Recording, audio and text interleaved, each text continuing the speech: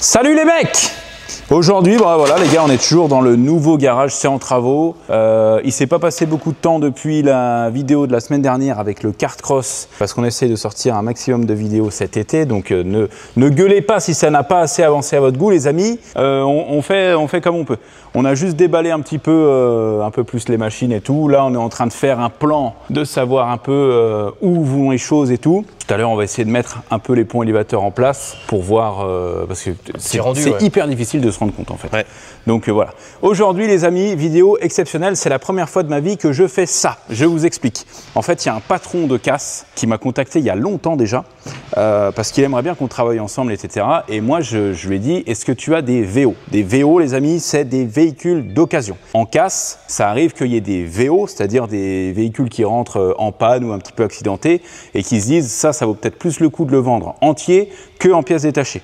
Il n'y a pas beaucoup de casses qui font des VO, mais certaines en font. Et là, pour le coup de cette casse, c'était le cas. Le seul problème, c'est que cette casse-là travaillait déjà avec plusieurs marchands. Des marchands, c'est des gens comme nous qui ont un garage et qui rachètent des voitures dans les concessions, dans les garages, dans tout ça. En gros, toi par exemple, le marquis, toi, tu es du genre à acheter des voitures neuves.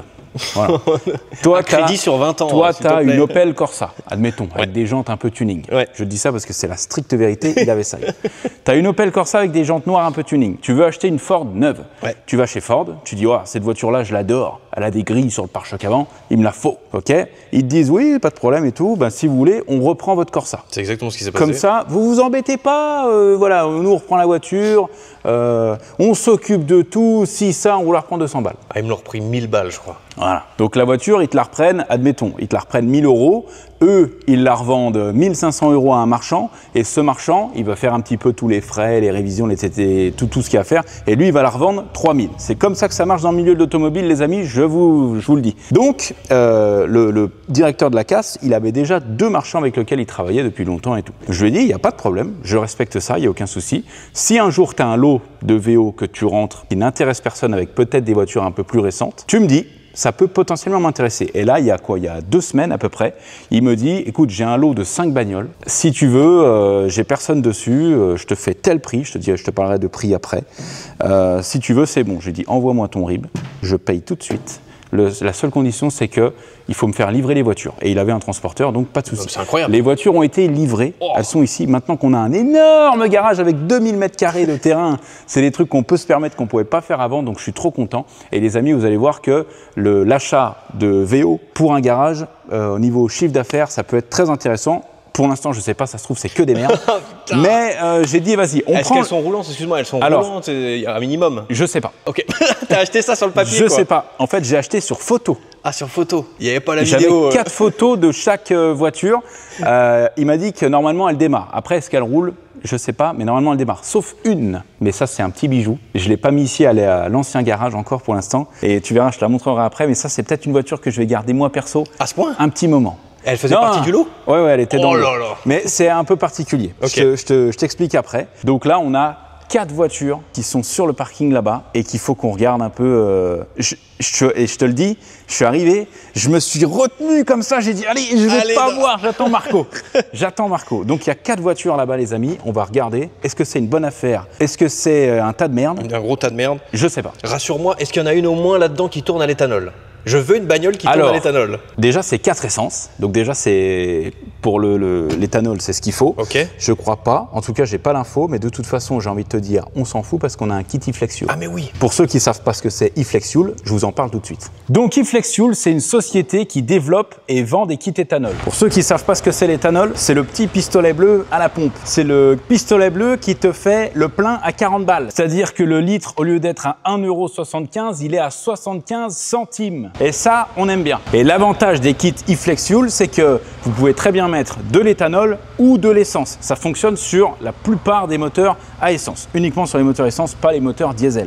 Quand tu as une voiture essence, au lieu d'aller faire un plein à 70 €, ça te fait un petit plein à 35-40 balles et ça, ce n'est pas négligeable du tout. En général, c'est 1000 € d'économie en carburant sur 1 an. Et comme ça, vous utilisez du carburant français, ça soutient l'économie française et nous, la France, on adore. Là, regarde, on a cette petite Volkswagen Fox moteur essence. Magnifique. On a un beau kit de conversion éthanol e-Flex Fuel qu'on va installer installer, tu verras, c'est très rapide. Et l'avantage en plus de rouler à l'éthanol, c'est que la voiture consomme moins et est plus performante avec le E85 à plus de 100 octanes. Alors regarde, le kit il est composé de quoi? Donc on a un faisceau électrique ici.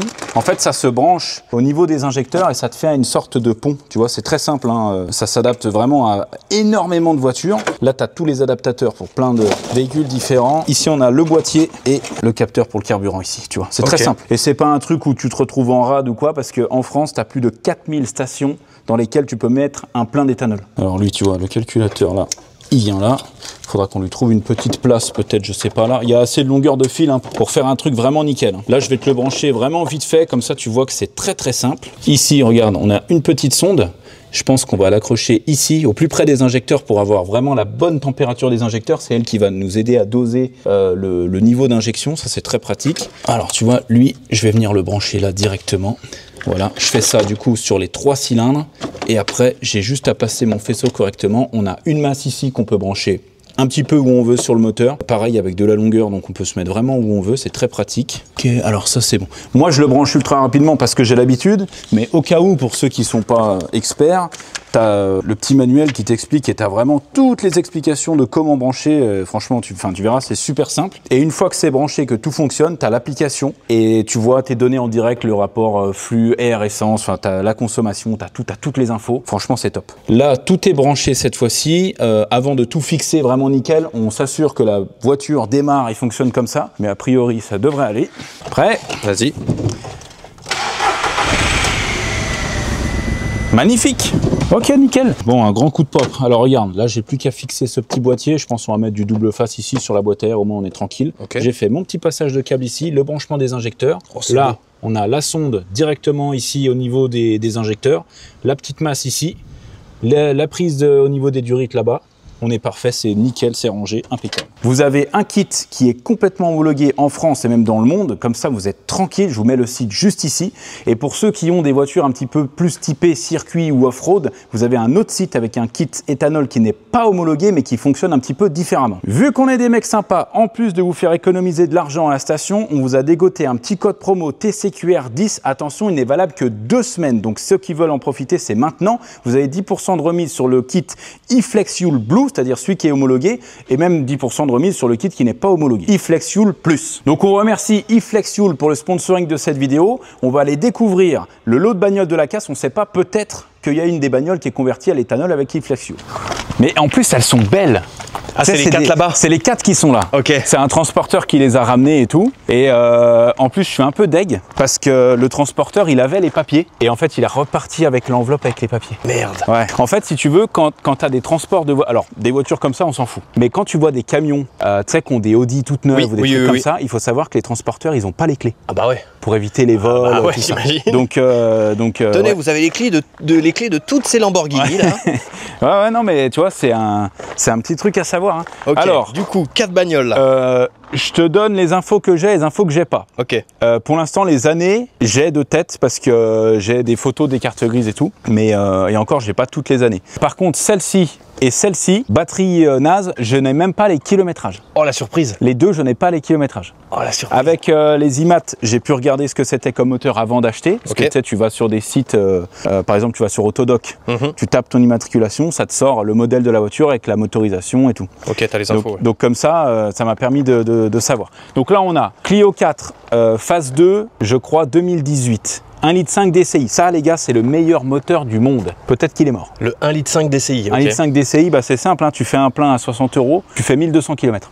Et c'est fiable? C'est ultra fiable. Ok. C'est un des meilleurs moteurs du monde, vraiment. Que des françaises, hein?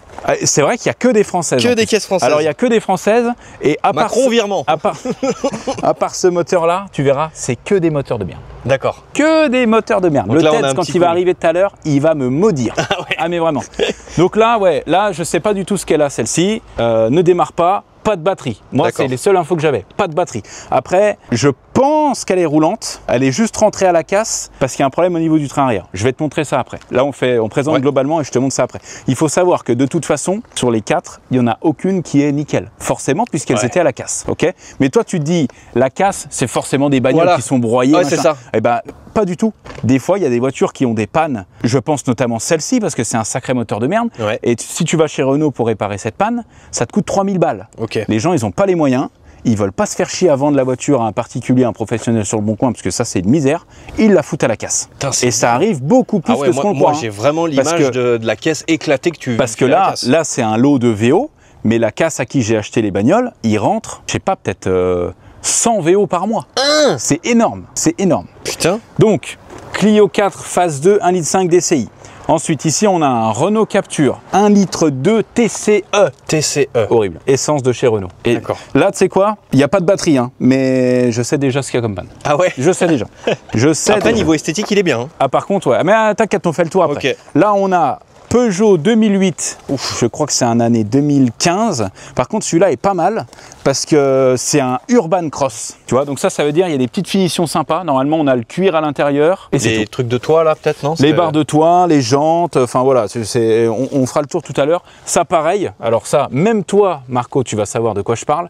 1,2 litre PureTech, ça te parle? Bah, ça a l'air d'être une énorme merde. C'est un moteur de merde. À chaque fois que j'entends le PureTech, horrible. Je t'explique après. Et là, on a une petite DS3. Ça doit être la plus vieille, je pense. Ça doit être à peu près 2012. Je sais même plus. Et pareil, petite édition So Chic. Tu verras, il y a un intérieur cuir violet. Plutôt pas mal. Ok. Ouais. Et par contre, celle-ci, je sais qu'elle est roulante, mais il y a un défaut moteur. 1,6 litre VTI, 120 chevaux. Horrible. Le VTI, c'est horrible. Okay. Comme ça, on fait le classement, c'est bien. Horrible. On en apprend. Mais ça va. C'est moins horrible que les deux là. D'accord. Mais voilà. 4 essences du coup. 4 essences. Ok. Non, je te dis des conneries. En fait, il y a 4 essences parce que la 5e bagnole est une essence. Ok. Et là, c'est un diesel. D'accord. Okay. La Clio 4, c'est un diesel. C'est vrai. On commence par laquelle? J'ai trop envie de savoir les kilométrages. Je suis désolé, les gars. On va commencer par là. On commence celle-ci. On fait. Et là, alors attends. On va mettre un booster. Alors ça, par contre, ça m'inquiète un peu. Ah non, je crois qu'elle est là, la vitre. Hein. Ah bah ouais, en fait, du coup, elle était avec la fenêtre est ouverte. Et je sais pas combien de temps elle est restée ouverte. Merde. Après, regarde, l'intérieur est pas mal. Hein. Découvrons. C'est un semi-cuir. Ah, mais la carte grise, elle est là en fait de celle-ci. Ah ouais, bah nickel. Putain. Ah, mais attends, peut-être les autres, c'est dedans aussi. Non, parce qu'il m'a dit, le transporteur, il a le dossier. Bon, bref, c'est pas grave, on verra plus tard. Intérieur semi-cuir. Intérieur semi-cuir et par contre, pas semi-sale. Hein. Il est très très sale. Il est, ouais. Tu vois l'usure sur le volant là? Ouais. Ça, c'est pas bon signe du tout. C'est un mec qui a beaucoup braqué. Alors c'est un mec, c'est surtout que le volant, il a eu un certain nombre de mains dessus et du coup, potentiellement un certain nombre de kilomètres. Les pédales aussi, ça peut nous aider, mais les pédales sont pas tant bouffées que ça. Hein. Tu vois le caoutchouc sur la pédale? Ouais. Ok, après, ouais, niveau carrosserie, putain, c'est ça. En fait, le problème de cette bagnole, c'est ça. Si tu regardes, en fait, la roue, elle est enfoncée là. Ouais. Et là, ici, il m'avait envoyé la photo. Voilà, ici, tu vois là, il y a un morceau de ferraille. D'accord. En fait, il y a eu un choc, je pense, ici, parce qu'en plus, le capteur est dedans, je crois.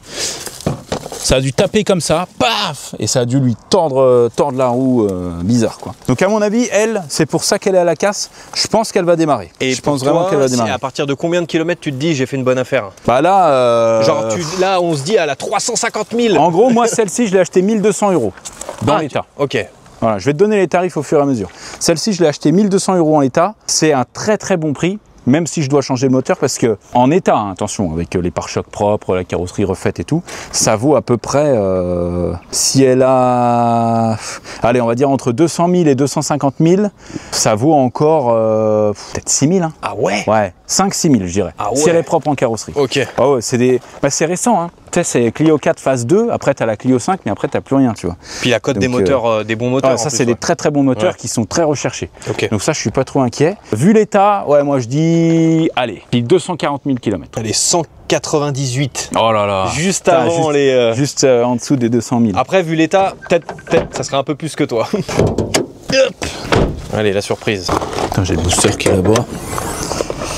Alors déjà, l'état du moteur, tu vois, on voit qu'il y a du liquide de refroidissement, ça c'est plutôt bon signe. On voit qu'il y a de l'huile, ça c'est plutôt bon signe. On voit aussi que, si tu viens par là, tu vois là, il y a un truc écrit Clio en jaune. Oui, ok. Voilà, ça c'est le démarreur. Ça veut dire que le démarreur a déjà été changé. Pareil, ça veut dire que c'est une voiture où il y a eu un certain nombre de frais. Après ça, c'est un démarreur de la casse. Ok. Quand c'est écrit au stylo comme ça, c'est un démarreur de la casse. Donc ça peut vouloir nous dire que l'ancien propriétaire, il allait pas forcément aux dépenses avec cette bagnole. C'est pas forcément bon signe. Et surtout, démarreur d'occasion, tu mets ça quand tu as une bagnole de 250 000 km. Tu vois. Quand tu as une bagnole qui a 50 000 km, tu mets pas un démarreur d'occasion. Ok. Tu vois. Et pour qu'un démarreur crame, faut déjà qu'il ait un certain nombre de kilomètres aussi. Merde. La batterie, c'est pas du tout la bonne. Tu vois, Tu le vois à quoi ? bah, elle est toute petite. Tu vois, normalement, elle fait, elle fait la taille de l'emplacement, là. C'est vrai. Et là, ça, c'est une batterie de Fiat 500, ça. On peut regarder aussi. Ça peut nous aider. Oh là là là, ouais, bah là, il n'y a aucun entretien là-dessus, hein, je te le dis. Tu vois, le filtre, là, ça, c'est censé être blanc. Hein. Ça, c'est le filtre à air. Ça, c'est ce que tu respires. Ouais. Ah non, je te dis des conneries. C'est son poumon. Ça, c'est ce qu'elle respire. Nous, le filtre habitacle, il doit être à l'intérieur, mais j'ai même peur de regarder le filtre habitacle vu la gueule du filtre air. Après, bon point, il n'y a pas d'huile, il n'y a pas du tout de suintement d'huile au niveau de la boîte, au niveau du moteur. Donc ça, c'est plutôt pas mal. Je vais chercher le booster. Démarrons là. Non, mais je tiens plus. J'entends rien qui se passe. Ça s'allume. Alors. Oh putain. Attends. T'as déjà ? Oh, c'est beau. Non mais mec. Oh, c'est beau. Ah oui, c'est beau. 103 000 km. Ah, ça c'est beau. Et pour que moi, alors là, mon gars, là, par contre, je suis choqué. Hein. 103 000 km. Putain, c'est abusé. Deux solutions. Soit il y a eu un coup de compteur ou le compteur qui a été changé, parce que franchement, avec ce volant-là, ça me paraît très bizarre. Hein. Ouais. Soit le mec qui avait la bagnole, il en prenait vraiment pas soin. C'était un gros cochon, quoi. Alors, faire révision, bon, c'est... Merci du conseil. Ouais. C'est tout droit. Trop bien. C'est tout droit. On fait un petit test juste de rouler c'est juste tout là, droit, mais là, je rentre chez moi avec ce soir. Si elle avance au moins. Fou, toi. Alors, anti-patinage activé. Qu'est-ce qu'il nous dit? Faire révision, gonfler pneus, pile carte faible. Ouais, c'est une bagnole qui est restée arrêtée un moment, quoi. Mais putain, et 103 000 km. Mais... L'odeur de la caisse. Pour 100 000, ça c'est une bagnole de fumeur, de mec, tu sais, vraiment pas soin, quoi. Ouais. Si le mec se reconnaît, on l'embrasse, mais bon. Je me dis, une bagnole qui aurait 250 000, tu vois, là, le siège, il commence à se craqueler, tu vois. Ouais. Il commence seulement. Donc je me dis, putain, une bagnole qui aurait 200 000, en fait, le siège, il serait complètement craquelé, tu vois. À quel moment tu as une voiture qui a 100 000 km, elle est dans et cet derrière, état-là, c'est quoi. comment? Il n'y a pas une petite surprise du chef? Ah, c'est juste dégueulasse. Ah, ouais. Ouais, putain, c'est vraiment dégueulasse. Bon, bonne nouvelle quand même. Par contre, ça, ouais, c'est super nouvelle, ça. L'alternateur fonctionne. Quel est le problème alors? C'est le train arrière. C'était juste ça. C'est le train arrière. Là, comme ça, elle passe pas le contrôle technique, c'est mort. D'accord, Hein. ok. Et je pense qu'en fait, peut-être l'ancien propriétaire, il a été dans un garage, il a dit voilà, j'ai le train arrière, j'ai le pare-choc, j'ai le machin. Ils ont dû lui faire un devis à 6 000 balles. Puis il a dit bah allez, ciao. Ça c'est la casse quoi. Ok. C'est la casse. Alors, attends, je vais essayer de rouler là. Tu me dis si tu vois la roue un peu bizarre derrière ou pas. Ok. Oh non, ça m'a l'air bon. Ça a l'air bien. Ça m'a pas l'air voilé, mais tu sens que c'est bizarre, qu'elle a l'air vachement renfoncée comme tu dis. Ok, bah moi j'ai rien senti en conduisant. Ouais, non, c'est ça. Elle tourne normalement, j'ai l'impression. J'ai absolument rien à... Ouais, ça a tapé derrière. Parce que là, la porte... Ouais, ça va, c'est léger, mais tu sens, ça c'est un très bon moyen de savoir quand une voiture a été accidentée. Si vous allez acheter une voiture, simplement en fait, vous ouvrez la porte, vous voyez si elle s'ouvre facilement. Là, elle a un petit point dur au moment de l'ouvrir et de la fermer. Ah ouais. Tu vois, après là c'est quasiment rien, tu as juste un petit alignement à faire. Mais des fois, tu as des voitures qui ont été réparées et en fait, quand tu as un choc avant ou arrière, ça te la fait un peu en mode sandwich. Et les portes, c'est un très très bon moyen de... Ouais, ça bouge de quelques centimètres et t'es baisé quoi. Attends, ouais, ah ouais. Ouais, là on se rend compte là. Ouais, ah là il y a un problème, ouais. Là il y a un train arrière à changer, ça c'est sûr. Après, c'est pas des pièces qui sont archi chères. C'est juste un gros morceau de ferraille. Si on a tout ce qui va autour, tu vois, les mâchoires de frein, les trucs, ça va encore. Hein. Par contre, elle tourne super bien. Hein. Le moteur là, tourne vraiment nickel quoi. Bah, alors tu sais ce qu'on fait? On va la rentrer, même si on n'a pas encore les ponts installés, au moins juste au cric. On enlève la roue. On essaye peut-être de décaler un peu le pare-choc pour voir si ça force pas quelque part. Et comme ça, au moins, on sait exactement ce qu'il faut changer. On sait. Par contre, il y a un truc que j'avais pas vu. Les pneus arrière sont neufs. Ah ouais? Ah mais regarde ça. Regarde les pneus arrière. Ils sont dans un état là. Ouais, j'avoue. Ils sont vraiment pas vieux. Hein. Regarde, ils sont de la 21e semaine de 2024. Ça, c'est beau. Hein.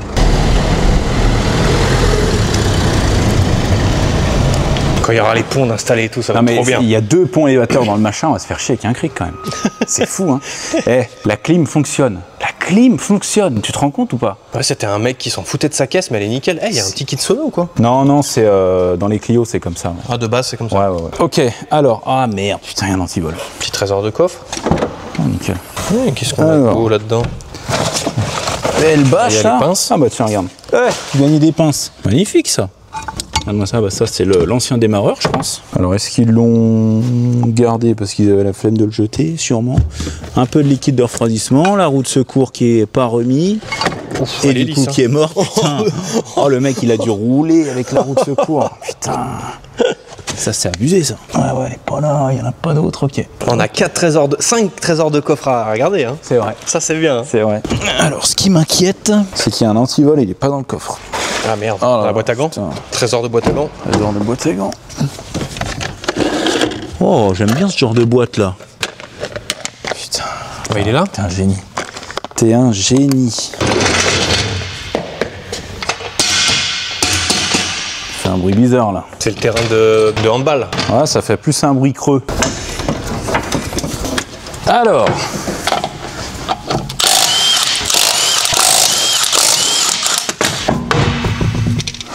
Est-ce qu'on va arriver à se rendre compte de ce qui s'est passé là ou pas? Parce qu'en soi, en gros, cette partie-là, cela c'est censé venir un peu comme ça, tu vois. Ouais. Mais du coup, est-ce qu'on voit où c'est plié ou pas? Non, pas vraiment. Alors en gros, si on regarde comme ça, je t'explique.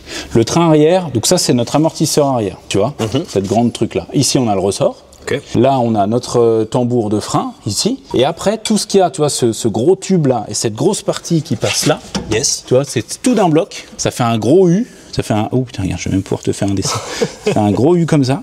Nous, notre roue, elle est là. Là, tu as l'autre roue. En fait, c'est plié ici, à savoir juste là. Ça se voit pas à l'œil nu, parce que je pense qu'en fait, ça a tapé peut-être la jante ou... Ouais, la jante, elle a même trop rien. C'est même bizarre, quoi, tu vois. Et là, ça a dû nous faire une petite pliure qu'on voit pas. Mais quand tu mets la roue, tu te rends bien compte qu'il y a un problème. En soi, ça peut paraître super grave, sauf que, ben, tu vois, on démonte l'amortisseur, on démonte le ressort. Là, tout ce gros bloc-là, il y a 4 vis derrière. On fait pareil de l'autre côté. Là, on a 2 grosses vis qui traversent, qui tiennent ici sur la caisse, tu vois, sur le châssis directement. Et le U, là, il tombe. C'est juste une pièce. D'ailleurs, elle a plus une forme de H que de U, mais en soi, rien de vraiment fou, quoi, tu vois. Donc là, ouais, redresser un peu ça. Tu vois, parce que ça, là, c'est censé être un peu reculé. Là, regarde, ça, c'est bien. Tu vois, là, le pare-choc arrière. Non, pas là, de derrière. Ouais. Tu vois, il y a un trou, là. Là, oui, tu vois mon doigt. Ouais, je vois ton doigt, ouais. Là, normalement, c'est censé y avoir un capteur de recul. Yes. Et ben, il est là.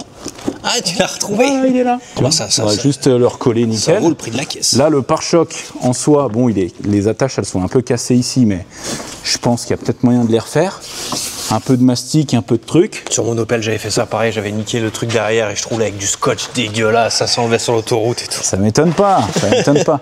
Voilà, un bon coup de ponçage mastic, le pare-choc pour moi il est récupérable. Train arrière, récupérer ça, un peu de peinture sur le pare-choc. À l'intérieur, un très gros nettoyage, vraiment à la vapeur et tout. Les pneus arrière sont nickel, les pneus avant sont à mi-usure je dirais. Et après, on a là, au niveau du pare-choc avant... Il y a un petit peu aussi dérivant. Ouais, tu vois, là, comme je soulève le pare-choc, ça, c'est pas normal. Donc là, ouais, là, ça... En fait, je pense qu'il a dû frotter un truc. Ça a pété net ici, là. Et du coup, ben, cette partie-là, elle tombe et ils ont mis, t'as vu, la réparation, là, bon Island comme ça, là, comme on aime, là, ça, c'est pas mal, ça. Là, le pare-choc, c'est con, hein, parce qu'en plus, il y a moyen de le réparer, là. Tu fais des soudures, tu sais, avec mon pistolet qui chauffe la ferraille, là. Ouais. Là, tu le soudes, le truc. Là, pareil, bon, bah là, c'est frotté. En dessous. Voilà, tu vois, ça, là, c'est pas à sa place. C'est un petit puzzle, mais en fait, c'est horrible parce que cette bagnole, je pense que de base, elle avait pas grand-chose. C'est juste qu'ils en ont pas pris soin. Du coup, ça s'est accumulé, ça s'est réparé, mais mal. Et du coup, ben voilà, dans l'état dans lequel elle est. Mais bon, là, il nous manque un petit Renault sur la jante. C'est pas grand-chose, hein, mais voilà. Il y a pas les tapis de sol à l'intérieur. Ouais, 3 fois rien, quoi. C'est du détail. C'est du détail. C'est du détail. Si on fait le récapitulatif, les amis. Voiture, j'ai acheté 1 200 €. On a, allez, on met 2 pneus avant, on met 150 € de pneus. Je vais faire le calcul en même temps. Après, c'est moi les cours de maths, tout ça, c'était pas trop bon. Les cours tout court d'ailleurs. Hein. Donc on a 1200 plus 150 de pneus. On a un train arrière, je sais pas du tout combien ça vaut. Franchement, j'en ai aucune idée. Et je vais regarder sur eBay tout de suite. Ça vaut 250 balles.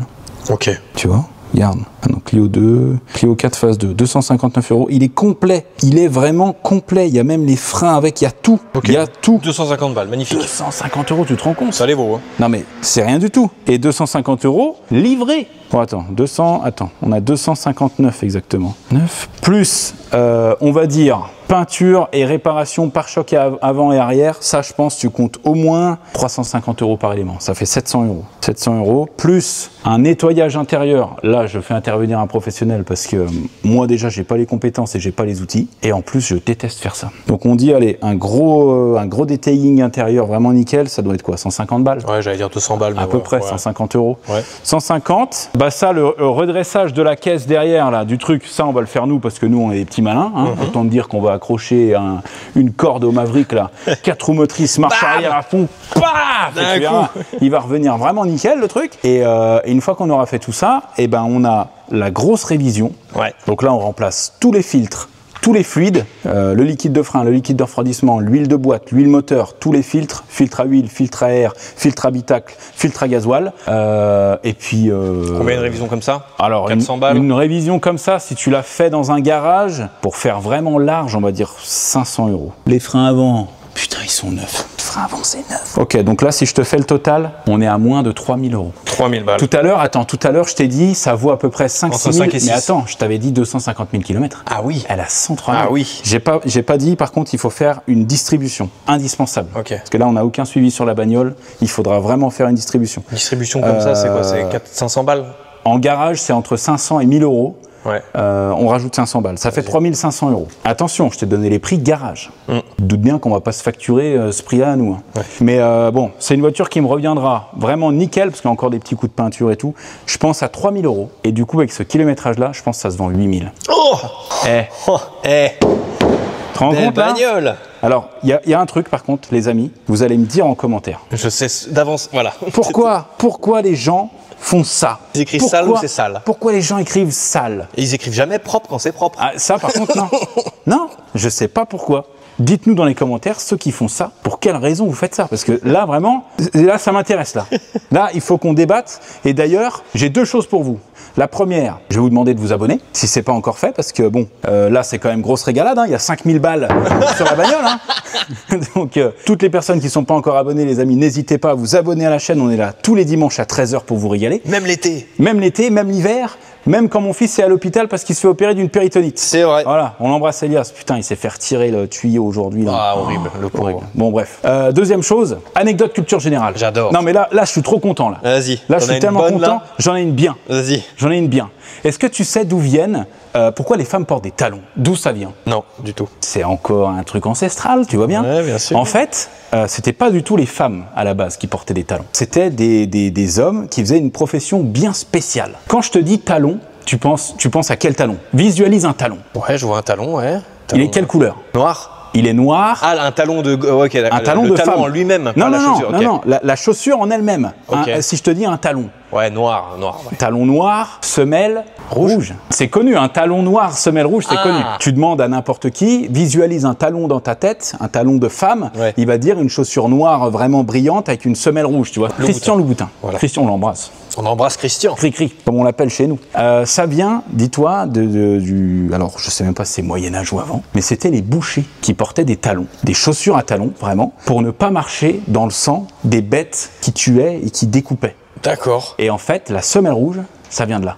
Ah, c'est le fait qu'ils soient en sang et tout. Exactement, c'est le fait de rappeler le sang sur les semelles des bouchers. Et pourquoi les femmes se sont dit, parce que ça faisait des très beaux fessiers aux bouchers? Je sais pas, après les femmes se sont dit, c'est pas mal ça. C'est pas mal, Le truc des boucher dans bouchers le là. sang, là. Ça se trouve, dans 500 ans, les femmes, elles auront des côtes rouges pleines de sang, tu vois. C'est très stylé. Voilà. Ok, je savais pas du tout. Mais regarde, même la vitre, elle fonctionne. Tout est neuf. Tout est neuf. Ok. J'ai oublié de dire aussi la batterie dans le prix. Il faut qu'on achète une batterie. Après, est-ce qu'elle a le start and stop, cette bagnole? En tout cas, le régulateur, le limiteur de vitesse, cette merveille. Alors là, les gars, par contre, je vous le dis, ça faisait partie des bagnoles. Pourquoi j'ai pris ce lot là? Parce que capture comme ça, c'est incroyable. Moi, j'adore ces caisses. Il y a une petite gueule. On en voit beaucoup. C'est vrai. Mais là, tu vois, la couleur est pas mal. Ouais. Avec le toit noir et tout. Carrosserie, le gars m'avait fait plein de photos. Franchement, elle est nickel en carrosserie. Elle a, là, tu vois, au niveau du pare-choc, ça a dû frotter, je sais pas, peut-être c'était une bagnole tu sais, qui se gare en ville. Tu vois les Parisiens, comment ils se garent? Ouais. Pare-choc, pare-choc, pare-choc, pare-choc. C'est auto-tamponneuse. Ouais, grave. Rien à foutre. Donc je me dis peut-être qu'il y a eu un truc comme ça. Mais sinon, ta carrosserie, elle est impeccable. Qui c'est encore qui m'appelle? Ah bah c'est ma femme. Je peux pas accélérer plus. Là, je suis à fond sur la pédale. Moteur HS, mais petit look sympa. Cette petite crème là. Attends, je te fais le topo tout à l'heure, mais là, ça c'est exceptionnel.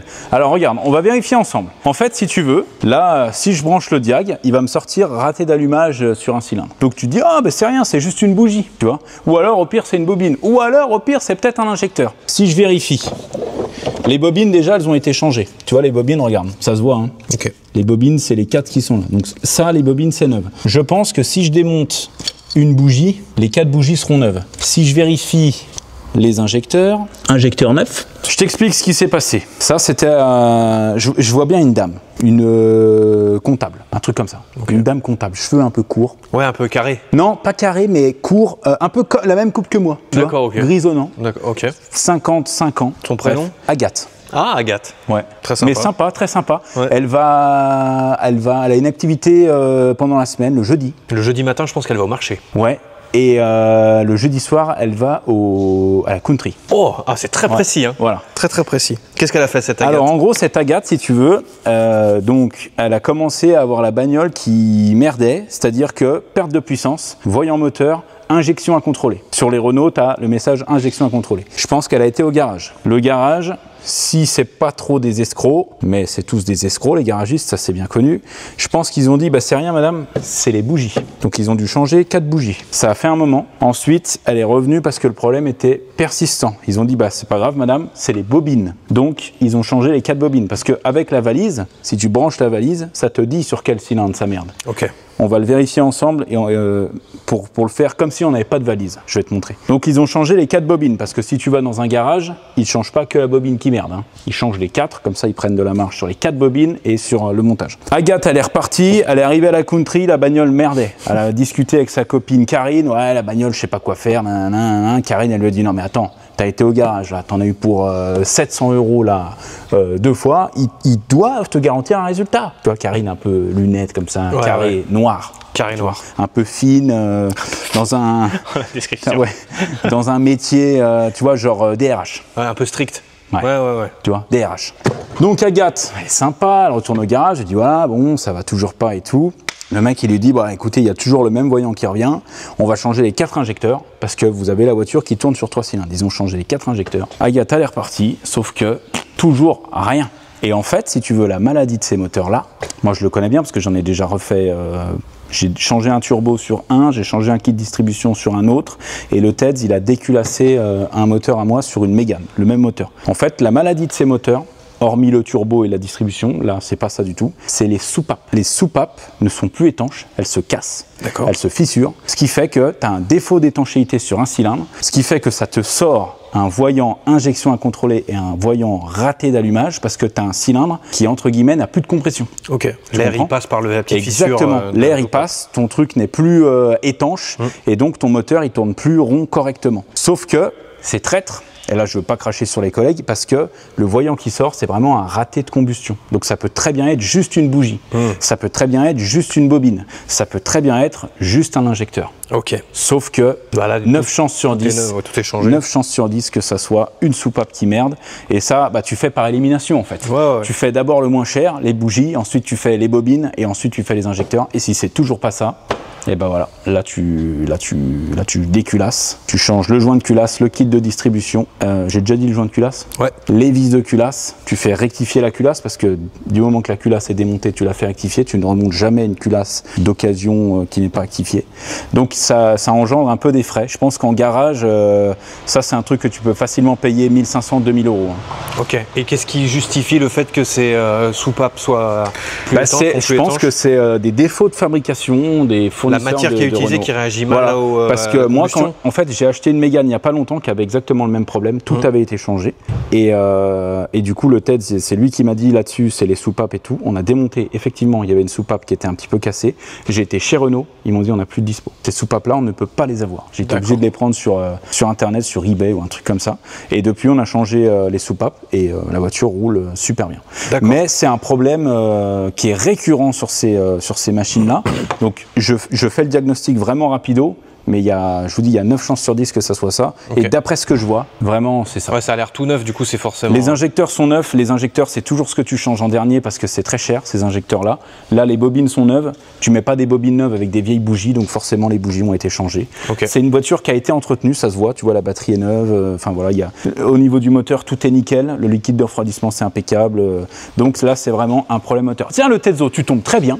Parce que j'étais en train de dire à quel point t'es un mec incroyable, qui t'es vraiment super, et que les soupapes de moteur 1,2 litre, c'est vraiment ta passion. Et c'est le genre de truc que tu... Voilà, tu l'as entendu? C'est ultra rapide. Donc là, on lui laisse la bagnole 30 minutes.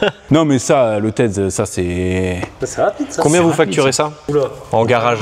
Non, mais ça, c'est super long à faire. Hein. C'est très très long. Ah ouais, non, mais très long. Au moins 2 jours, faut me la laisser. Ah ouais. 3-4 jours. Hein. T'as vu qu'il a pris de l'Evian quand même. Ah merci, il représente Evian virement. Non, les rats. Evian, on leur fait gratuit à vie. C'est vrai? Bah, bien sûr. Ok. Bah là, dis-toi que pour changer les soupapes, faut déculasser. Du coup, ça veut dire qu'il faut une distribution, il faut changer les soupapes, il faut changer le joint de culasse, les vis de culasse, et repartir sur bougie neuve, bobine neuve pour être tranquille.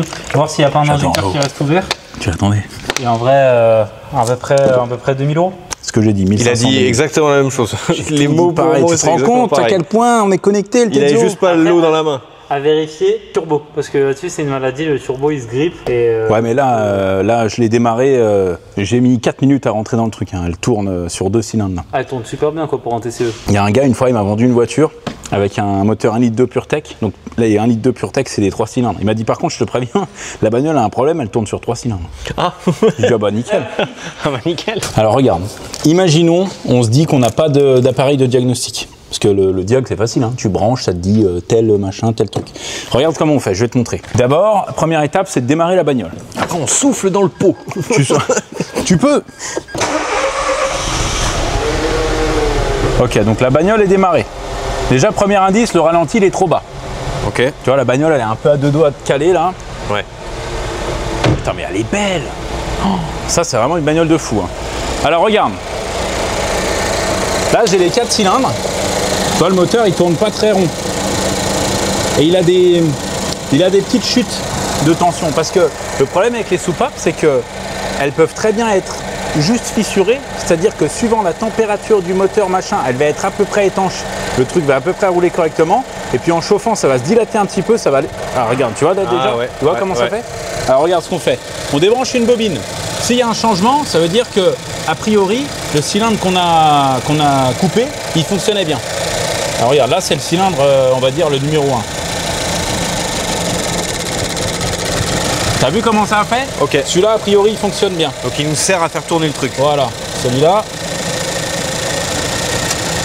Ah bah aucun changement. celui-là, tu vois, il se met à trembler un peu plus, mais Vas-y, il n'a pas spécialement de chute. J'arrive. Je vais débrancher celui-là. Tu vois, regarde. T'as vu comment il le rattrape? Celui-là, il sert à rien du tout. Il compense, les autres compensent, Voilà, d'accord, ok. exactement. Celui-là, il sert à rien. Là, il est complètement débranché. Hein. Ok, Regarde, là, je le rebranche. Rien de plus. ok. Bon, bref, celui-là, il y a le machin qui passe devant. Mais t'as compris, Ouais. Ok. T'as compris le truc. Ça permet d'identifier. Ça, c'est hyper pratique. Si par exemple, tu as juste une bougie et que tu veux savoir laquelle, sans forcément en acheter 4, tu débranches, tu allumes le moteur, tu débranches, tu risques rien, tu risques pas de te prendre le jus ou quoi. Tu débranches et tu regardes. Si tu as un changement de régime, ça veut dire que ton cylindre, il fonctionnait bien.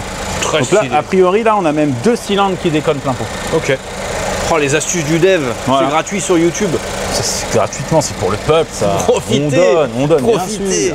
bien sûr. Alors, maintenant qu'on sait à peu près l'aspect financier, qu'on pourquoi attend on tous. est là, bien sûr. Donc ça, c'est une bagnole que j'ai achetée donc dans l'eau 1800 €. J'ai même pas discuté le prix parce que même si je devais changer le moteur complet, un moteur complet c'est, allez, on va dire 2500, 3000 €. Ça fait que la voiture me revient à 5-6 000. C'est une voiture que je peux vendre 9 000 sans problème.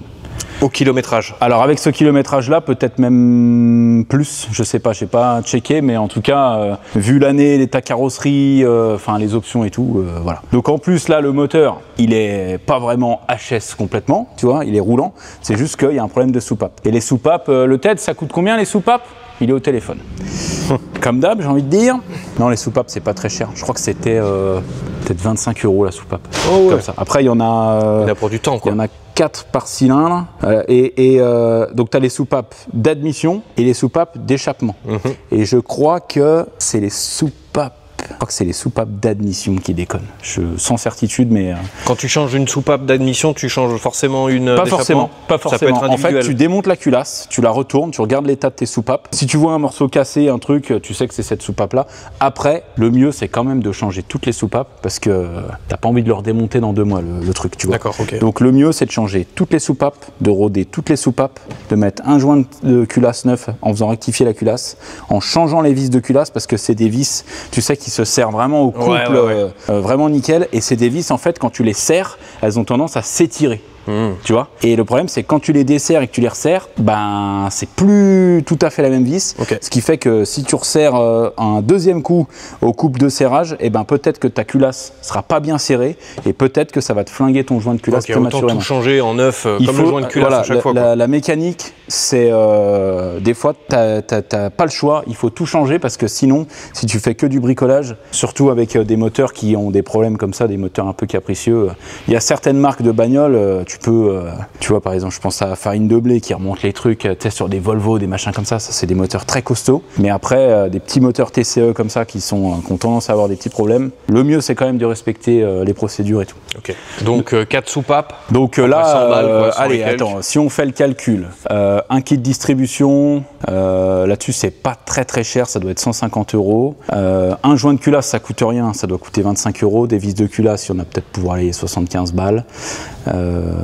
C'est pas une très grosse opération. En tout cas, en prix de revient, si on paye pas la main d'œuvre, c'est pas un truc qui va nous coûter ultra cher. Je pense qu'en pièces, s'il y en a pour 400 €, c'est grand maximum, tu vois. Après, en main d'œuvre, c'est pas pareil. Comme il disait le TEDS, c'est 2000 €, quoi. Tu vois, si tu fais une grosse facture. Mais en soi, c'est une voiture que j'ai achetée 1008. Si elle me revient à 3000, je pense que c'est grand maximum. Et là, je te dis, en mettant des pneus neufs. Belle perf, quoi. Mais tu vois. Maxi, belle perf. Là, c'est une voiture qui se vend. Allez, si on veut qu'elle parte vite, on la met même à 8000 €. Parce qu'en plus, c'est une boîte auto. J'avais oublié que c'était une boîte automatique. Non, mais là, mon gars, là, c'est 25 000 €. Non, mais ça se vend super bien parce qu'il y a beaucoup de gens qui passent, tu sais, maintenant les permis qui sont que en boîte automatique. Donc c'est très recherché. En plus, regarde-moi ça. Critère 1. Ça veut dire là, t'es à Paris. Ça, c'est bon. T'as envie de te faire un petit trompe-l'œil de chez Cédric Grolet. Tu y vas direct. Tu te gares devant la boutique. Ok, bon, ça, les gars, pareil. Putain, là, c'est. Belle opération. Très bonne surprise. Ça, on aime. Ça, c'est très bonne surprise. Je me dis, les mecs qui bossent dans des casses, après, c'est peut-être pas tout à fait peut-être pas tout le temps le même truc, mais là, il m'a vendu la bagnole. Moteur HS, kilométrage inconnu. Enfin, tu vois, il m'a fait des photos et tout, mais quoi, il a pas mis un booster dessus? Mec, elle a 79 000. Je la vends en 3000, je l'aurais acheté pareil. En fait, c'est comme tu dis, ils ont tellement de flux. Voilà, il y a tellement de trucs. C'est Voilà. allez, quoi. C'est ça, exactement. Attends, je vais laisser ça, comme ça, je vais pouvoir la sortir. J'ai une bonne et une mauvaise nouvelle. Je commence par laquelle? La mauvaise. La mauvaise nouvelle, c'est que je me suis trompé, c'est pas du tout une 2018. D'accord. C'est une 2014. Ok. Mais la bonne nouvelle, c'est que j'ai regardé avec ce kilométrage-là en boîte auto et tout, en dessous de 8000, il n'y a rien du tout, quoi. Trop rien. Bien. Donc, si tu veux te faire un billet vite. Ah oui. Alors, celle-ci, normalement, elle démarre. Celle-ci, je sais qu'elle démarre. Mais celle-ci, pareil, problème moteur. Et celle-ci, ouais, je connais le kilométrage. Combien tu dis? 200 000. 200 000? Ouais. Qu'est-ce qui te fait dire ça? Je sais pas, l'état de la... Je sais pas. Elle a une tête à avoir fait 200 000. Ah, t'es pas mauvais, 217 000. Ah. Ouais. Alors là, j'ai voyant moteur, machin, nanana. La bagnole, elle tourne, mais... Tu vois comment elle tourne? Voilà. C'est quoi cette petite mitraillette là? Donc on a défaut moteur, faites réparer le véhicule. Service. Par contre, elle est propre. Hein. Une petite cagnotte litchi, les mecs, pour racheter un petit caleçon au dev. Non, mais ça, c'est mon problème. Tu peux pas comprendre, toi. Putain, C'est quoi ce bruit alors? Il y a le plein dans la bagnole. Oh. Regarde, je te jure. Ah, il est 100%. Il y a le plein dans la bagnole, quoi. Ça, c'est vraiment le genre de truc. Le mec, il est choqué, tu sais. Il y a le plein dans la bagnole. Tu sais qu'avec Issam, avec mon meilleur pote, quand on était gamin, enfin quand on avait 20 piges et qu'on achetait déjà des bagnoles comme ça, des fois, il y avait genre la moitié du plein et on se disait putain, il y a la moitié du plein parce qu'on n'avait pas 1 euro. Ouais. On allait à la pompe, on mettait 10 balles à chaque fois. Ouais, ouais. Et quand on achetait une bagnole, nous, c'était pour gagner 200 euros, 300 euros, tu vois. Et quand il y avait la moitié du plein dedans, c'était abusé. C'était incroyable. Le jour où on a acheté une bagnole avec le plein, mais c'était la folie. C'est pour ça me fait, tu sais, j'ai toujours ce réflexe-là, quoi. Ok, et ben on va la rentrer, mais ça c'est pareil, hein, j'ai ma petite idée. Petit intérieur cuir quand même. Intérieur, ouais, et puis tu vois, petit semi, petite ligne bleue et tout. Non, l'intérieur est vraiment propre. Okay. Et tu vois, moi je savais qu'elle avait 215 000 celle-là, mais là, sans avoir vu le compteur, j'aurais dit moins quand même, parce qu'elle est plutôt propre. Ok. Elle est vraiment propre. Vas-y, on la rentre. Allez, vas-y. Essaye d'avancer pour voir. Ah, t'inquiète, je connais bien ce moteur. Elle va y aller, mais elle tourne comme une patate. Elle tourne sur 2 cylindres. Là, je peux rouler, hein. Combien tu l'as acheté? Celle-ci, j'ai acheté 1 500 €. Je crois que là, c'est pour mettre... l'huile moteur. Ouais, je crois. Et moi, je crois que c'est encore l'affaire du siècle. Ah ouais? Alors, je t'explique un truc. Ces moteurs-là, les moteurs PureTech, ça, c'est des moteurs qui sont connus pour avoir plein de problèmes. Pourquoi? Parce qu'en fait, ils ont plusieurs soucis de base. Ils ont une courroie qui baigne dans l'huile. Ça, c'est un truc qui est connu.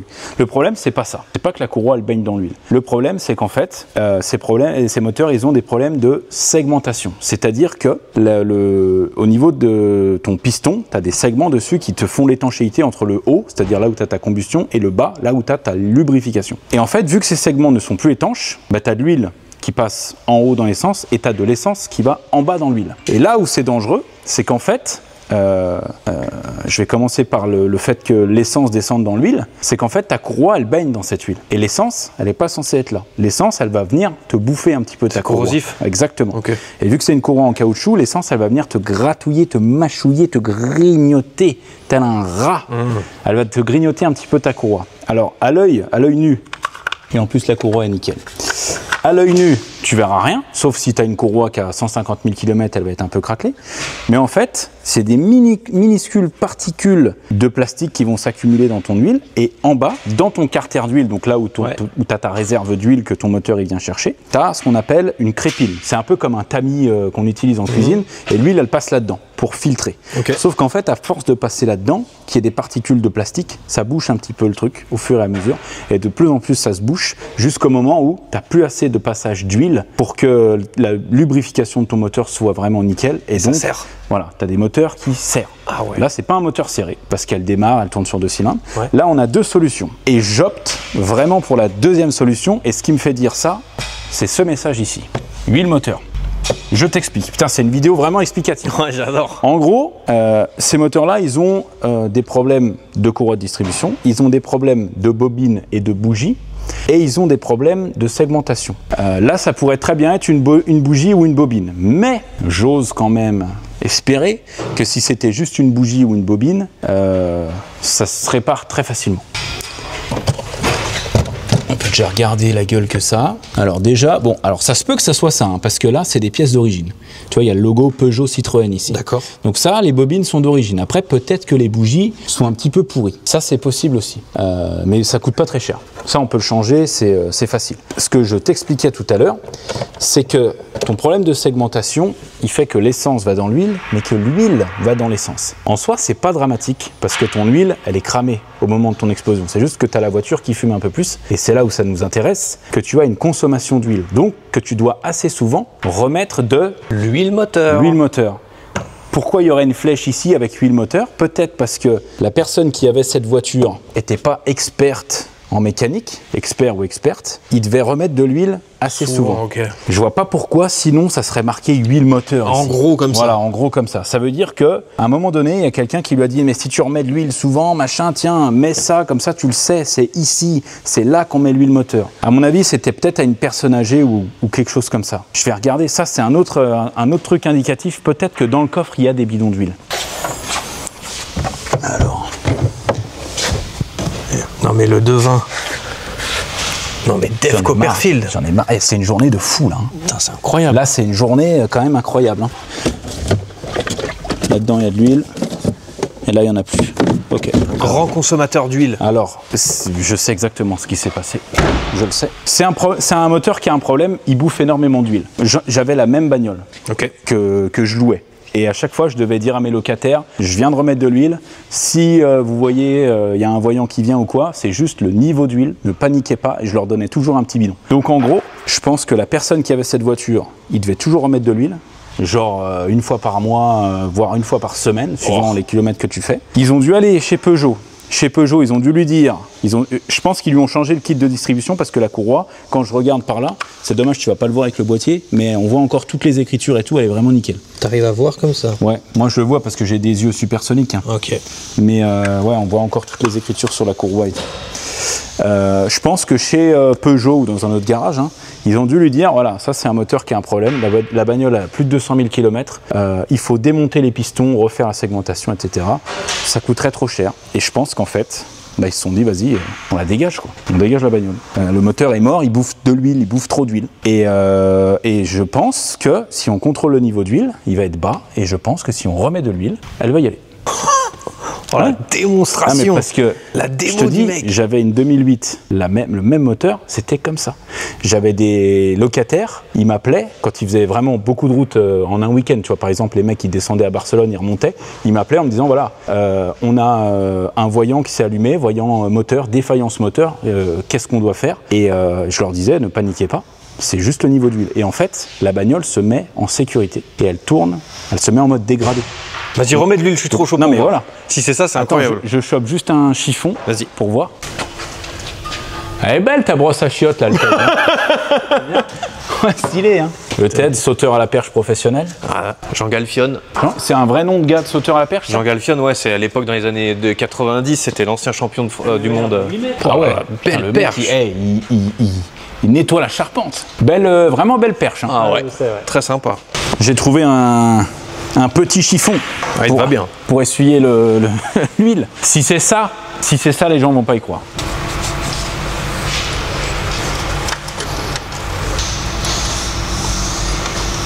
Qu'est-ce que ça dit? Il n'y a rien, non? Il n'y a rien. Il n'y a pas d'huile. Il n'y a pas d'huile. Putain, l'expertise du En fait, mec. si tu veux, Peugeot. Ouais, puis tu vois, regarde, j'ai essuyé le machin et quasiment rien. Ouais, il n'y a rien. Il n'y a rien. Peugeot, quand toi, les autres voitures, tu as ton niveau d'huile trop bas, ça te met niveau d'huile. Oui. Tu vois, Peugeot, ils te mettent défaillance moteur. Donc ça peut très bien être une bougie, un machin, c'est très très vaste. Ouais, ils te mettent pas la petite, la petite lampe d'Aladin là. Voilà. Et ça. C'est la bonne huile au moins? Là, ils mettent 10W40. C'est pas la bonne huile. Mais je pense qu'ils ont mis ça parce que c'est plus épais. Ça se consomme du coup, moins. Voilà, ça se consomme moins. Ok. Alors regarde, on va essayer de remettre 1 litre, pour voir ce que ça donne. Je fais des trucs avec des machins qui sont pas moi. Ouais, c'est bon, c'est bon. Ouais, parce que tu sais, c'est un coup, le mec il a fait sa vidange, il garde de l'huile usagée, je vais mettre de l'huile usagée dedans. Mettre la vieille huile. Tiens, t'as vu comme ça fume? Ouais. Alors là, j'ai remis. Il restait un peu plus d'1 litre, je crois. Ouais, il y avait pas loin de 2 litres dans le bidon, et là, j'ai un peu moins d'1 litre. Alors, si je regarde maintenant, on est là. D'accord. Ici. Donc tu vois, j'ai remis 1 litre et il en manque encore. Ok. Et il faut savoir que c'est des moteurs qui n'ont pas énormément. Je crois que c'est 3,5 litres d'huile. Hein. Donc là, il manquait peut-être 2 litres dedans. Ça veut dire qu'il restait que 1,5 litre d'huile.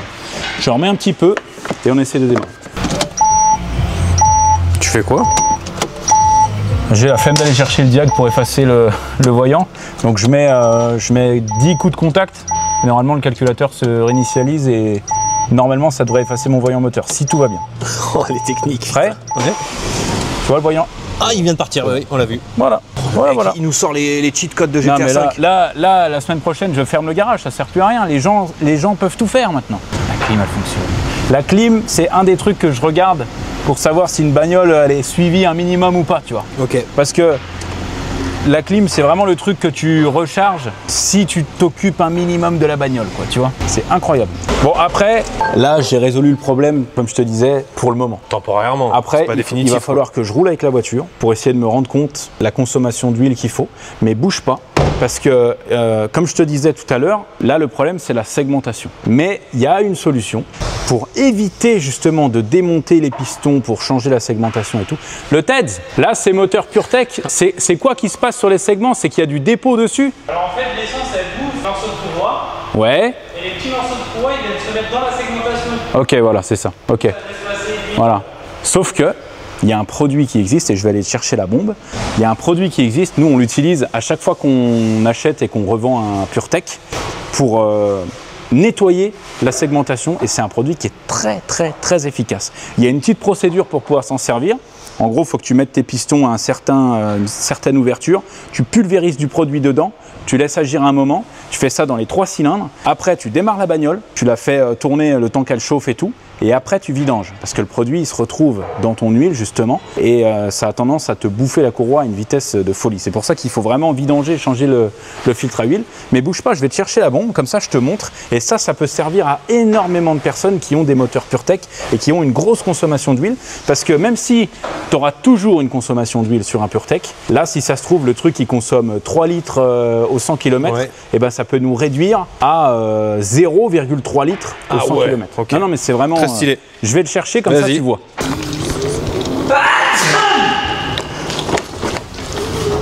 Qu'est-ce que t'en penses de mon véhicule là? Toi tu penses à la planète? Bah bien sûr. Alors regarde. C'est ce produit là, le 135 de chez Tunap. C'est pas du tout sponsorisé dans la vidéo, hein, mais ce produit là, ça se trouve pas en magasin. Il faut forcément la commander sur internet, c'est que normalement c'est vendu uniquement aux professionnels. Tu te demandes comment on en a eu? Forcément, et tu vois, ils appellent ça un piston cleaner. Piston cleaner. Alors je vais te le dire en anglais. Piston cleaner. Piston cleaner. Voilà. Et ça, la traduction, les mecs, encore. Hein? Sinon, je dis aux gens d'activer la traduction au cas où ils ont du mal. Ça, comme je te disais, t'en pulvérises, machin, tu laisses agir. Ça, les gars, pour les PureTech, c'est un produit exceptionnel. Et c'est ce qu'on va faire sur cette petite 2008. Il y a de grandes chances qu'on arrive à la sauver. Ça, c'est incroyable. Hein, t'as entendu le Tezo? Le 2008 là, juste il n'y avait pas d'huile. Il n'y avait pas d'huile. Il y avait 1 litre d'huile sur les 3,5 litres. Donc on va mettre une petite bombe 235. Je le ferai ce soir parce que par contre c'est très dangereux pour la santé. Il faut vraiment un masque et tout. Et il faut un truc où tu peux aérer facilement. Donc celle-ci, si on reste sur ce moteur là et qu'on ne fait pas de changement moteur, de toute façon changement moteur, ça ne servirait pas à grand chose parce qu'à moins de trouver un moteur qui a 30 000 km, ils ont tous plus ou moins ce problème là. Donc si on part sur une réparation moteur, une bombe comme ça, je crois que c'est 150 €. C'est très cher. Hein. Wow. Oh, c'est très cher. Mais t'as pas le choix, c'est le seul produit qui est efficace. Grosse révision, encore une fois, parce qu'on n'a pas toutes les infos et tout. Grosse révision, tous les filtres, tous les fluides, etc. Attends, j'ai un doute. Boîte manuelle. On peut pas avoir des boîtes auto partout. Non plus, faut pas abuser. Donc grosse révision, petit tune-up pour le machin. Des pneus, des trucs, allez, franchement, si on prévoit vraiment très large, je pense que 1 000 €, c'est très large. Et combien j'ai dit celle-là? 1 500 €. Combien objectif de revente? Un Urban Cross comme ça, après, ce qui va freiner forcément, c'est le kilométrage et la motorisation. Mais bon, voilà. On va dire si le moteur est, entre guillemets, fiabilisé, il faut que je vois s'il n'y a pas une facture pour la distribution. Sinon, on la refera, dans le doute. Ouais, balles, plus que ça. Ah ouais? À mon avis, ouais, peut-être. Parce qu'en plus, carrosserie, elle est pas dégueu. Hein. Si tu regardes. Non, c'est propre. Hein. Si tu regardes, carrosserie, elle est pas vilaine. L'intérieur est vraiment propre. J'aurais dit peut-être 6 000 €. C'est pas une aussi bonne affaire que les autres, mais en tout cas, celle-ci, ça va être ultra rapide. Ouais. Et ça fait quand même 3 000 € de bénéf. Hein. Plus que 3 000 € même. Et ça, on aime. Ah, mais avec les petites sœurs. Elle tourne trop bien, quoi. Par contre, je me pose vraiment une question. Attends.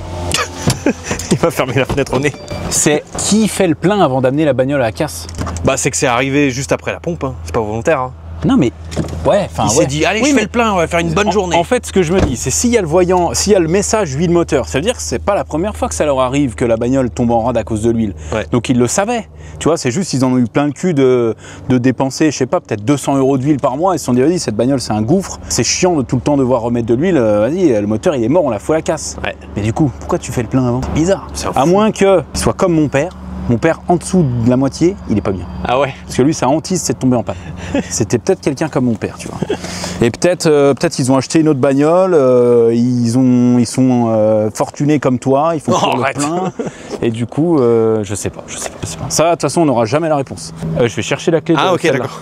Et petite question, genre moi, je veux m'acheter une bagnole à la casse. Tu sais, je suis pas un pro ou quoi. Moi, je me pointe, je peux avoir une bagnole, moi? Tu peux pas. Ouais, c'est que normalement, c'est vendu. Alors ouais, c'est vendu que aux professionnels. Ouais. Et en fait, il y a tellement de marchands qui travaillent avec les casses déjà que la plupart du temps, si tu vas dans une casse, que tu trouves une bagnole, tu lui dis c'est à vendre, il te dit ah, tu sais, genre on vend pas, tu vois. Et genre, mais par contre, si je veux vendre ma caisse en particulier à la casse, tu peux. Je me pointe, je dis bonjour, j'ai ce tas de merde là. Ouais, ils vont dire on te la prend 100 balles. Ok, d'accord. Tas de ferraille là. Combien là 50 000 km 60 €. Poubelle. Non. Et là, alors, le patron de la casse ne veut pas que je donne l'identité de la casse et tout machin. Mais en fait, si tu veux, là, c'est un peu particulier parce que c'est une casse qui est basée en Suisse. En fait, nous, on est à la frontière suisse. Pour ceux qui ne se situent pas, on est à Thonon-les-Bains. Donc, on a Genève qui est pas loin. Et là, j'ai acheté ça à une casse, mais qui est de l'autre côté du lac, côté Pontarlier. Et c'est une casse qui est basée en Suisse. Sauf que là, tu vois, c'est des véhicules français. En gros, les professionnels suisses, quand ils rentrent des véhicules français, ça les arrange pas parce que c'est la merde au niveau des papiers. Ouais. Donc eux, ça les arrange de vendre à des Français, tu vois, parce que sinon faut dédouaner le véhicule, machin. Enfin, c'est tout un bordel. La TVA, tout le merdier. Donc voilà. Donc c'est pour ça que les mecs, que ce soit les marchands auto ou les casseurs ou les machins suisses, quand ils ont des voitures françaises, ils préfèrent vendre à des Français. Ok. La petite dernière. Alors, oui, l'intérieur, effectivement. Citroën DS3, so chic. Tu vois, ce beau cuir couleur prune là, comme ça. Ça, c'est fou, j'ai jamais vu ça. Ouais, c'est pas mal. Hein. Même le tableau de bord. Même le tableau de bord, ouais. Celle-là, pareil. Normalement, elle démarre, mais elle tourne bizarrement. Et ça peut être vraiment plein de trucs. Je pense qu'on n'aura pas le choix que de brancher le diag. Parce que ce moteur-là, il est compliqué. Il a plein de possibilités de problèmes. C'est un 1,6 litre VTI 120 chevaux. Il est monté sur des 207, des 208, des Citroën C3, des DS3, des Mini Cooper, enfin, vraiment sur très plein de trucs. Voilà. Et c'est un moteur qui peut être, pareil, très chiant. Oh, le cuir, il me brûle le cul, là. Alors, celle-là, attends, kilométrage, combien on a dit 194 000. D'accord. Ça va. Par contre, celle-ci, l'autre a été pleine, elle est vide. Oh, les rats. Mais vraiment vide. Boîte manuelle, boîte auto. Boîte manuelle. Ok. Voyant moteur allumé. Petit sambon. Alors ça, pour ceux qui connaissent pas, faut demander au TEDS comment ça s'enlève. Lui, il connaît ça. Mais c'est un sambon intégré à la bagnole? Ouais. Arrête. Tu connais pas? Non. Attends, on demandera au TEDS parce que tu as une cartouche en fait que tu rentres dans le tableau de bord avec une petite odeur. Eh, c'est DS, monsieur, hein. Mentaliste. Oh putain, je me suis brûlé avec le pommeau. Alors, on branche le diag et on va regarder ce qu'il nous dit. C'est dans la prise OBD, pareil? Exactement, enfin, comme ouais. les exactement, Carly, comme le Carly, ouais. Ah, il a plus de jus, merde. Heureusement que j'ai mon petit Carly, hein. Allez, on lance un petit diag. Calculateur contrôle moteur, qu'est-ce qu'on a? Signal de capteur, position d'arbre à cam d'échappement, ouais, c'est ce que je te disais. Régulation de richesse, détection de phase intégrée à l'allumage. Ouais, donc en fait, c'est ça. Le voyant moteur s'est allumé à cause de ces deux-là. Et ça, c'est franchement, sur ces moteurs-là, t'as une chance sur deux que ça soit ça le problème. En fait, eux, ils envoient une mauvaise information. Ouais. Ce qui fait qu'il te dit que ton moteur est mal calé. Tu vois, ta distribution est mal calée. Donc, ils envoient, c'est eux qui gèrent un petit peu ton injection, ton allumage, tout ça. C'est eux qui disent, ah bah l'arbre à cam, il est à ce moment-là, c'est à toi de faire ci, ça. C'est des chefs d'orchestre du moteur. Sauf que s'il déconne, il dit au contrebassiste, vas-y, et le contrebassiste, en fait, c'est de la batterie. Ah ouais. Enfin voilà, il n'y a rien qui va. Je vais quand même effacer les voyants pour voir. Mais en tout cas, là, en fait, je pense que le voyant est sorti à un moment donné. Il est resté en mémoire. Et de temps en temps, il doit se mettre en défaut et faire pétarader la bagnole. Parce que le gars qui m'a vendu les voitures m'a dit, ouais, elle tourne pas très bien. Mais là, elle tourne super bien. Là, elle tourne impeccable. Là, j'efface les défauts. On va voir si ça arrive à effacer le voyant moteur. Je vais commander de toute façon 2 capteurs d'arbre à cam neufs, comme ça on est tranquille. Et si c'est que ça, c'est incroyable. Là, les 4 bagnoles, c'est du 100%. C'est 100%. Il n'y a rien à jeter là. Tout est nickel. Encore des pinces. Encore des pinces. Putain, mais... Il y a même un sac à pinces, en un mot. Il y a même un sac à pinces. Et là, on a quoi? Un triangle.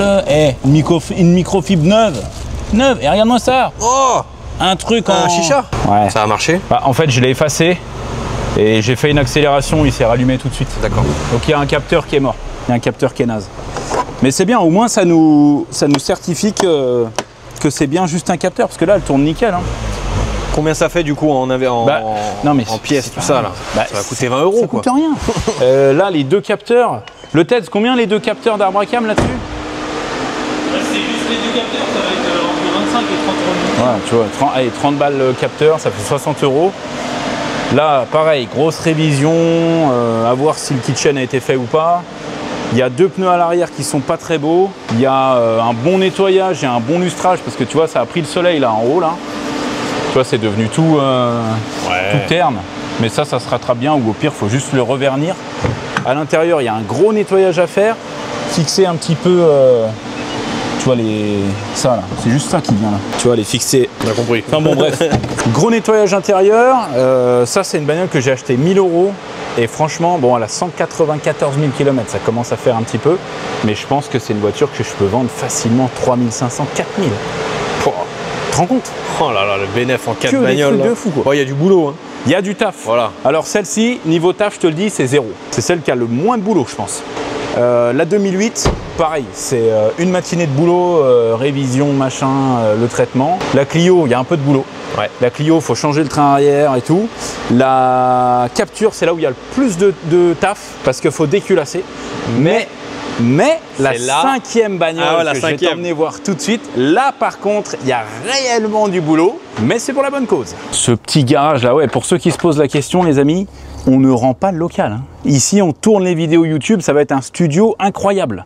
Là, putain, là, on va retaper des trucs. Fais pas attention au bordel, hein. On est en plein déménagement. Il n'y a pas de bordel là. Il y a du ah non, il n'y a pas trop de bordel. Alors, je t'explique. Avant de te dévoiler la cinquième voiture, c'est une voiture qui n'était absolument pas prévue dans le lot. En fait, c'est le patron de la casse qui a récupéré cette voiture-là, qui a commencé à tout démonter, enfin son mécano, pour refaire la bagnole et finalement pas le temps, enfin bref, voilà. Donc il m'a dit, si tu veux, j'ai aussi cette bagnole-là que je peux te mettre dans le lot.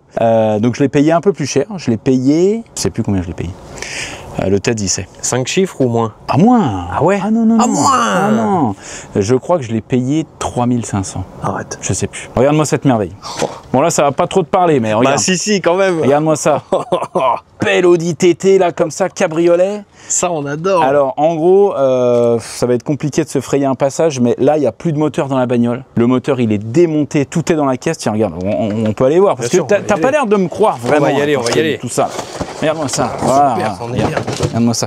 La boîte de vitesse de la bagnole, elle est là. Tu vois, ça, c'est la boîte de vitesse de la caisse. Et là, on a laissé le siège conducteur libre, mais regarde à côté, là. Ah oui, le tas de tout merde. ça, il y a des pièces dans le coffre, il y a des pièces partout, il y a des pièces. Donc ça, c'est une Audi TT S-Line, 1,8 litre TFSI 160 chevaux. C'est pas le meilleur moteur, mais ça reste quand même un très bon moteur. Ouais. Et en fait, il y a eu un souci avec les coussinets de Villebrequin. Donc le Villebrequin est mort. Ouais.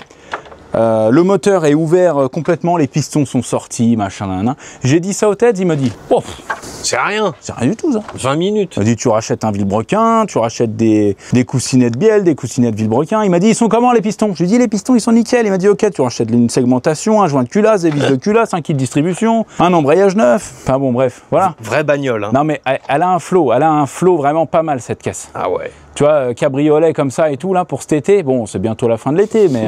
elle sera puis prête d'ici là, elle sera prête pour l'été prochain. Voilà. Non, alors, les amis, on s'attarde pas trop sur cette TT parce que là-dessus, je pense que ça vaut vraiment le coup qu'on vous fasse une vidéo complète dédiée à la réparation de cette Audi TT. Parce que là, pour le coup, le moteur, il est désossé complet. Et ouais, de toute façon, il y a pas de batterie, il n'y a rien. Tout est dans le coffre, donc ça, c'est foutu. Mais là, on vous fera vraiment une vidéo complète sur la réparation de l'Audi TT parce que je pense que vraiment, ça vaut le coup. En plus, c'est une S-Line, ça veut dire qu'elle a des belles finitions. Ouais. Elle est vraiment... C'est une jolie bagnole. Ça donne envie. Ça donne envie. Et en gros, ouais, là, c'est vraiment de la grosse mécanique vraiment intéressante. Donc là, on vous fera vraiment une grosse vidéo de toute la réparation. Pour faire le calcul, je l'ai acheté 3005. J'ai déjà tout racheté. Ah déjà? Pour te dire, j'ai déjà génial. Tout. Parce que ça, c'est la première bagnole que j'ai récupérée, parce qu'on a été la récupérer, le Ted et moi, cette voiture-là. Okay. J'ai acheté peut-être pour aller 1500 € de pièces en tout. Hein. J'ai vraiment pris un embrayage, un kit de distribution, un Villebrequin. Enfin, j'ai vraiment tout commandé. Okay. Ce qui fait qu'elle me revient à 5000. Et ça, c'est une voiture qui se vend 9000 €. C'est tout? Ouais. Elle a combien de bornes? Après, elle a 185 000 km, je crois. Ok. Ouais. Ah, c'est pas... Tu veux me la racheter? Bah... Non, je rigole. Donc ouais, ça les amis, on vous fera une grosse vidéo YouTube là-dessus. Et comme ça, au moins, vous verrez vraiment le Teds à l'œuvre. Teds, le torse nu, j'espère le voir torse nu, sous la bagnole.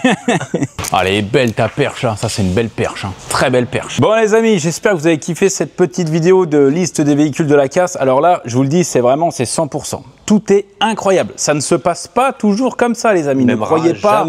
Ne croyez pas que là c'est bingo, on met de l'huile, ça roule, on change un truc, c'est nickel et tout. C'est pas toujours comme ça. Là, c'est un très très beau lot. Après, il y a des connaissances aussi parce que moi, c'est des véhicules que j'ai déjà eu, que je connais bien. Le Tez, il connaît super bien ses moteurs, donc on sait un petit peu où sont les pannes, ce qu'il faut regarder ou pas. Et après, j'ai envie de dire, au prix où j'ai acheté les véhicules, dans tous les cas, c'était pas des très gros risques. Même si les moteurs sont complètement morts, qu'il faut changer les moteurs, dans tous les cas, j'aurais quand même récupéré mes sous, même si ça faisait beaucoup plus de boulot.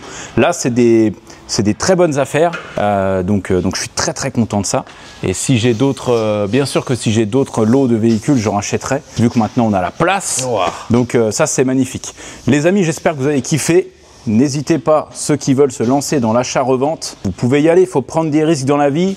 Moi, j'ai acheté plein de voitures avant d'acheter ce lot et c'est ce qui peut-être me permet aujourd'hui d'acheter ce lot, que ça soit financièrement parlant ou techniquement parlant, de savoir un petit peu ce qu'il faut acheter ou ne pas acheter. Mais si vous vous cassez pas la gueule, jamais vous pourrez y arriver. Il n'y a personne qui débarque du jour au lendemain et qui dit « j'achète 5 voitures à 15 000 €, je vais les revendre 40 000 ». Ça n'existe pas. Si vous voulez être dans ce business, à un moment donné, il faut se lancer. Les amis, on se retrouve la semaine prochaine sur la chaîne.